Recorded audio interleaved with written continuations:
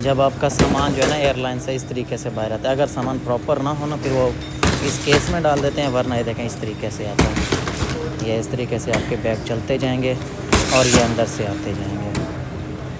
तो please guys इस video को इग्नोर नहीं करना। फॉरेन कंट्री जाने वालों के लिए एक बहुत बड़ी खबर सामने आ रही है, एक बहुत इंपॉर्टेंट अपडेट सामने आ रही है। तो जो अपडेट है आप भी सुनोगे तो हैरान हो जाओगे, क्योंकि जब आपको मालूम चलेगा एयरपोर्ट पे कि आपके साथ बहुत बड़ा स्कैम हो गया, उस टाइम आप बहुत बड़ी प्रॉब्लम में फंस जाओगे। आपके पास कोई रास्ता नहीं होता है कि आप घर पे भी नहीं जा सकते हो और ना अदर कंट्री जा सकते हो। तो 3 इंपॉर्टेंट खबर सामने आ रही है, तीनों अपडेट के ऊपर आपसे बात करने वाला हूँ।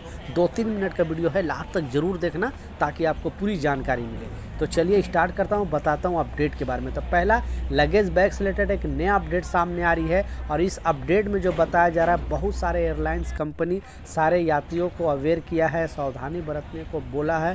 क्यों? अगर आप लूज़ बैग का इस्तेमाल करते हो, अगर आप ट्रॉली बैग करते हो, सूटकेस करते हो तो प्रॉब्लम नहीं है, लेकिन अगर लूज़ बैग का इस्तेमाल करते हो तो इसे रोकने के लिए एयरलाइंस कंपनी ने सारे यात्रियों को अवेयर किया है, क्योंकि उसमें सामान जो है, सामान का सेफ्टी नहीं हो पाती। इस कारण से एयरलाइंस का कहना है कि आप ज़्यादा से ज़्यादा सोचें, आप ट्रॉली बैग या फिर जो बैग होता है सूटकेस बैग, उसका इस्तेमाल करें तो आपके लिए बेहतर होगा और आपके सामान का भी सुरक्षा होगा। तो आप भी अगर ट्रैवल करते हो तो ज़्यादा कोशिश करें कि आप ट्रॉली बैग का इस्तेमाल करें। दूसरा जो इम्पोर्टेंट अपडेट है, बहुत सारे यात्रियों को रोका गया है, 1-2 नहीं, लगभग हज़ारों यात्रियों को रोका गया है। एयरपोर्ट अथॉरिटी ने एक वार्निंग जारी किया है और सारे यात्रियों को ये चीज़ बताई है। तो प्लीज़ इस वीडियो को ज़रूर शेयर कर देना ताकि लोगों को भी इसका इन्फॉर्मेशन पता चले, क्योंकि आपके पास वीज़ा है, टिकट है, पासपोर्ट है, फिर भी आप एयरपोर्ट में जाते हो तो पता चलता है कि आपको फ़्लाइट में चढ़ने नहीं दिया गया, वहाँ पे आपको ट्रैवल नहीं करने दिया गया। ऐसे बहुत सारे दिल्ली एयरपोर्ट में भी घटना घटा है, मुंबई में भी, और भी जितने भी इंटरनेशनल एयरपोर्ट में, लगभग सारे एयरपोर्ट में इस तरह का घटना घटा। इसलिए विदेश मंत्रालय ने भी एक वार्निंग जारी किया है और एयरपोर्ट अथॉरिटी ने भी लोगों को बताया है कि आप इस रूल को लाजिम फॉलो करें। अगर आप ये रूल को फॉलो नहीं करोगे तो आपको फ़्लाइट के अंदर जाने कितने भी कोशिश कर लोगे, आपको फ़्लाइट के अंदर जाने नहीं दिया जाएगा।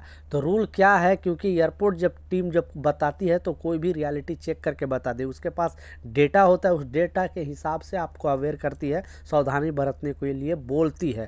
तो इसमें बताया गया है कि अगर आप इंटरनेशनल सफ़र कर रहे हो, अदर कंट्री के लिए सफ़र कर रहे हो, किसी भी कंट्री में आप जा रहे हो, आप खाड़ी देश में जा रहे हो, Oman, Qatar, Saudi, Bahrain, Dubai, या फिर यूरोप कंट्री के किसी भी जा रहे हो, यूएस जा रहे हो, यूके जा रहे हो, लंदन जा रहे हो, कनाडा जा रहे हो, कहीं पर भी जा रहे हो, तो आपको ये रूल जो है वो फॉलो करना बहुत ज़रूरी है।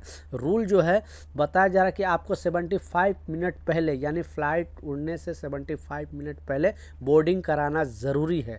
लेट पहुंचोगे तो जब बोर्डिंग काउंटर बंद हो जाएगा उसके बाद आप ट्रैवल नहीं कर सकते हो। एयरलाइंस कंपनी इसका जो भी है उसकी जिम्मेवारी नहीं है। तो प्लीज़, ऐसे बहुत सारे लोगों को, लगभग 1 साल के अंदर हज़ारों लोगों को वहाँ पे उड़ने नहीं दिया गया और उनको वापस एयरपोर्ट से बाहर जाना पड़ा। कुछ लोग तो वहाँ पे ही रह के इमरजेंसी में टिकट का इंतज़ाम किया, घर से पैसे मंगाए, उसके बाद फ़्लाइट के अंदर दूसरी फ़्लाइट में उनका अरेंजमेंट हुआ। तो आप इस चीज़ को लाजिम फॉलो करें।